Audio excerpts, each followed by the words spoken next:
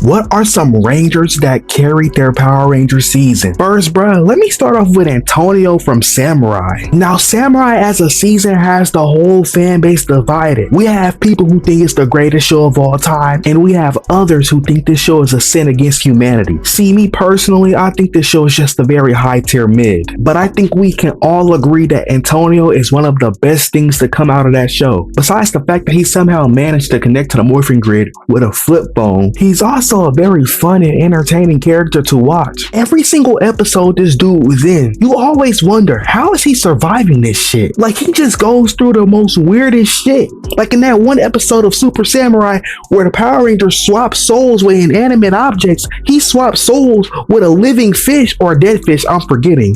But he still swapped places with a fish nonetheless. Now he has a fear of fish. You know, his whole motif? Like, dude had a barracuda blade and an octopus zord. You can't make this shit up. Even though shortly after he got rid of that fear, it's still funny and crazy that we had a Ranger scared of his own gimmick. Okay, it's not really funny, but I did like how Power Rangers at least tried to tackle the subject of trauma and how you ultimately can let your trauma hold you back or define you. And so that's honestly a big ups for Samurai. But there's also another episode I would like to mention from Antonio and also Kevin. Do you guys remember that episode when they got oiled up by the Sanzu slime? And until recently, I thought I dreamed that shit up. I thought that was an episode I completely made up in my head as a child. And that episode really showed me that Antonio could have chemistry with anybody. Like, I'm still in shock that a team up between Antonio and Kevin was that good. Like, an episode where the Rangers could barely hold their weapons and could barely fight is one of the best episodes in my opinion. And Antonio is just one of the smartest Rangers of all time. Like I said, he managed to make his own morpher.